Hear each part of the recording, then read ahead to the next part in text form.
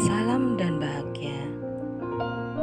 Kali ini saya akan menyampaikan tanggapan refleksi kritis setelah saya menonton dan menyimak video penjelasan filosofi pendidikan menurut Ki Hajar Dewantoro. Intisari pemikiran Ki Hajar Dewantoro tentang pendidikan. Pendidikan dan pengajaran merupakan usaha, persiapan, dan persediaan untuk segala kepentingan hidup manusia, baik dalam hidup bermasyarakat maupun hidup berbudaya dalam arti yang seluas-luasnya. Pendidikan adalah tempat persemaian benih-benih kebudayaan dalam masyarakat. Ki Hajar Dewantoro memiliki keyakinan bahwa untuk menciptakan manusia Indonesia yang beradab adalah pendidikan. Pendidikan menjadi salah satu kunci utama untuk mencapainya.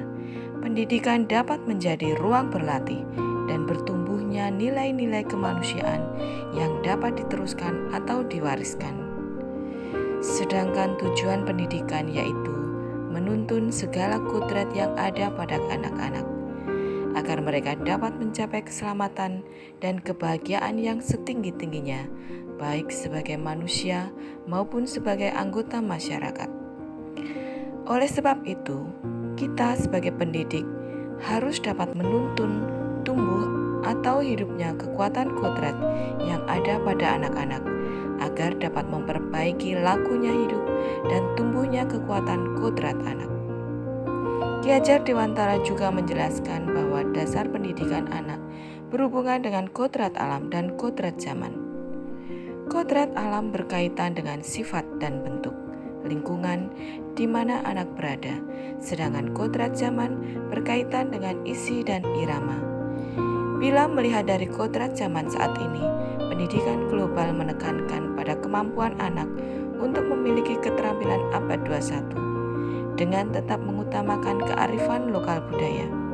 Menurut Ki Hajar Dewantoro, budi pekerti atau watak atau karakter merupakan perpaduan antara gerak pikiran, perasaan, dan kehendak atau kemauan sehingga menimbulkan tenaga.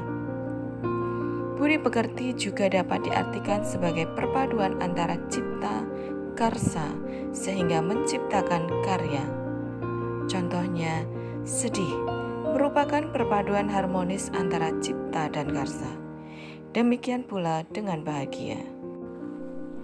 Proses pembelajaran yang mencerminkan pemikiran Ki Hajar Dewantara diibaratkan seorang petani yang sedang mengolah lahannya agar benih yang ditanam bisa tumbuh baik dan subur. Untuk itu, dalam mendidik anak-anak, diharapkan kita mengenal keunikan tiap individu yang kita dampingi. Karena ibarat untuk tiap benih, ada benih yang sudah baik, ada juga benih yang sudah kurang baik. Demikian juga saat kita mendampingi peserta didik yang pastinya mempunyai keunikannya masing-masing. Maka kita harus bisa menjadi pamong yang bisa menuntun peserta didik. Kita mengembangkan potensinya sesuai keunikan mereka masing-masing dengan tetap mengikuti perubahan zaman. Kita harus menyadari bahwa pendidikan itu harus dinamis, bukan statis. Semua harus bergerak. Perubahan harus terjadi, walaupun dalam kebudayaan yang tidak sama. Tetapi gunakan perbedaan itu semua untuk saling mendukung dan untuk saling menguatkan, baik di Indonesia yang beragam budayanya maupun di tingkat dunia yang berbeda tata hidupnya. Setiap anak adalah unik. Biarkan anak berkembang dengan keunikan mereka sendiri.